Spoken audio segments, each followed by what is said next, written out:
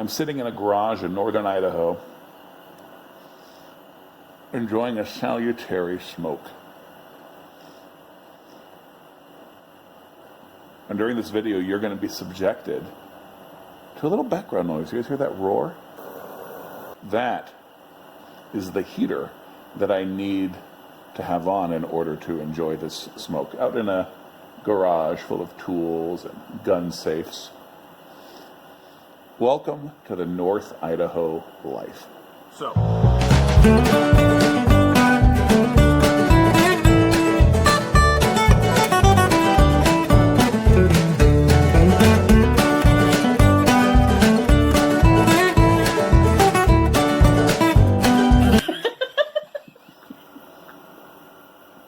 So felons have their civil rights constricted.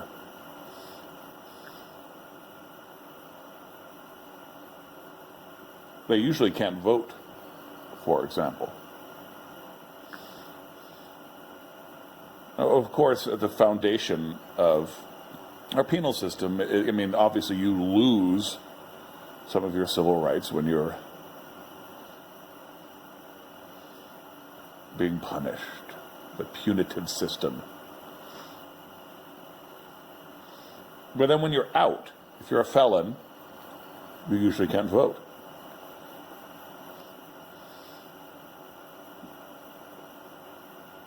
The thing that always frightened me, if you'll allow me to use an alarming term, about being a felon, like if I were ever convicted of a felony, which surely would be in some noble cause. That's not the thing that would upset me. What would upset me would be travel restriction. Did you know? There's no logic to it. Did you know that felons can't get passports?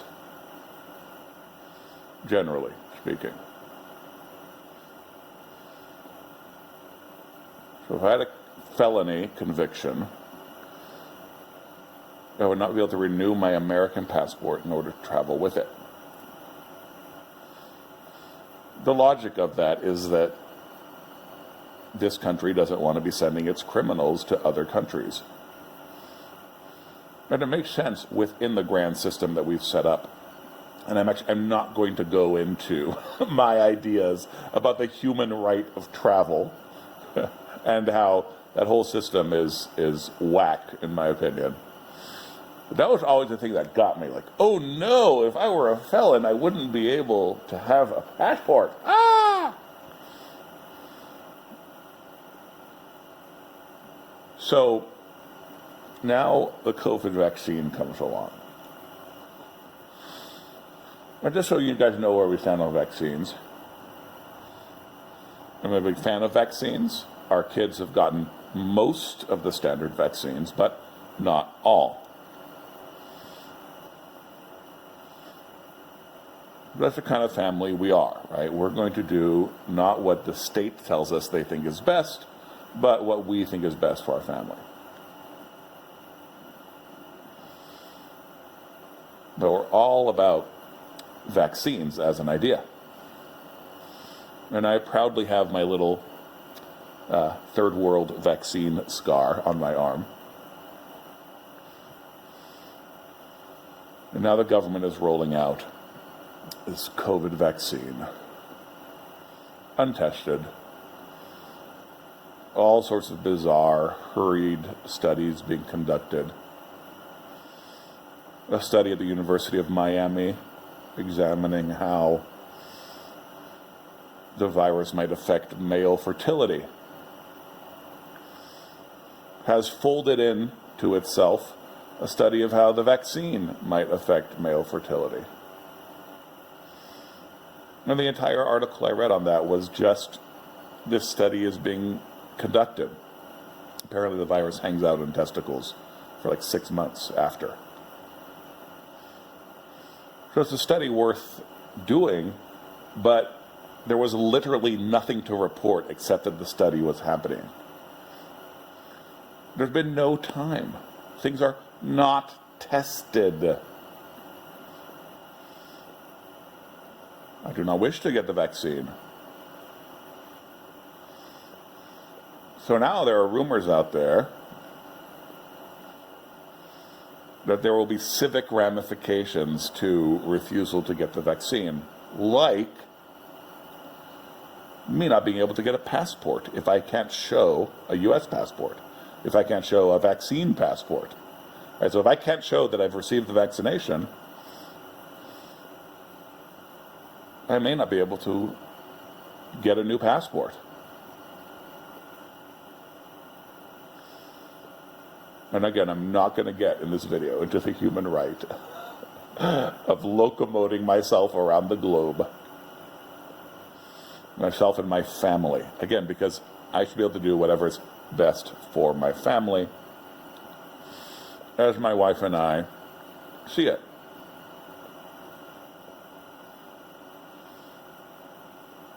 This is how it happens.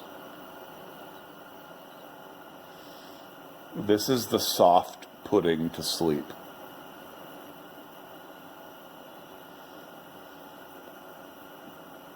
It will be too much of an inconvenience not to get the vaccine.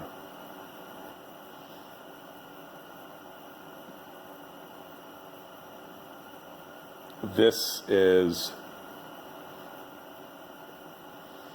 how we've been signing away our human rights for years. A small thing here, a small thing there. The next thing you know, the government controls where you can do business, how you can do business, where and how you can live, where and how you can travel, where and how you can provide for your own family.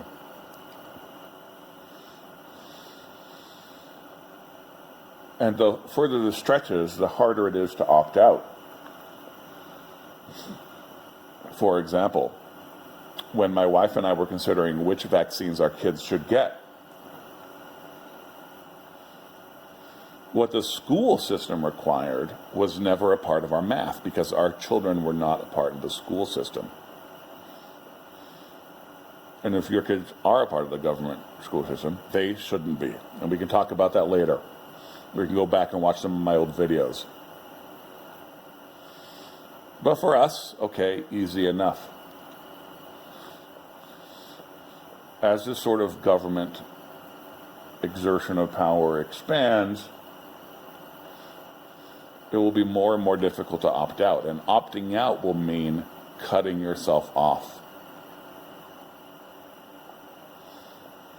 Here I am in the panhandle of Idaho, in a college town. But, you know, if this continues, then the communities that I am a part of are going to be driven further and further away from anything that matters. They will end up being fenced into isolation. And this is why resistance is important. Not complying on principle, not giving in to the convenience of the thing. And don't hang us out to dry.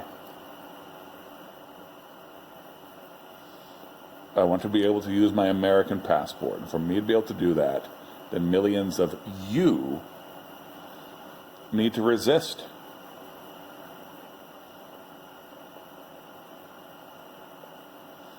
And all those of you who have been resisting over the years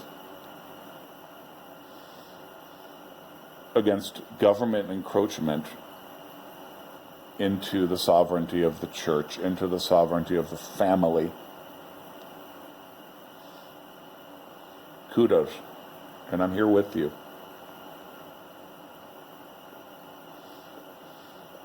Let's look at this as a great opportunity.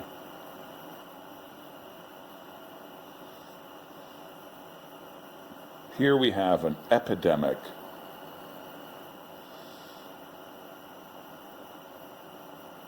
that so far is proving to be like a slightly nastier form of a normal flu. Certainly less virulent, if you allow me to use that word, than many past flus. And yet, Our world is being shut down. Governments and mega corporations are grabbing all the territory they can. This is the moment to buy into that resistance, to throw your lot in with the troublemakers.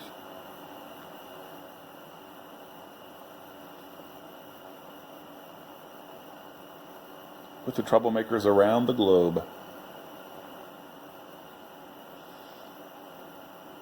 You're not just defending yourself, you're defending your family.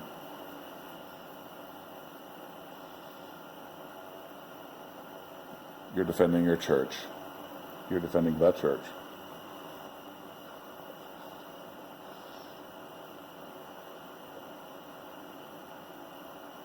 This is a proclamation of the gospel.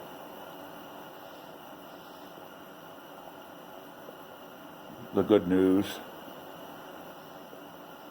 that we need not fear death, that we may embrace life, and that the King of the world is in control.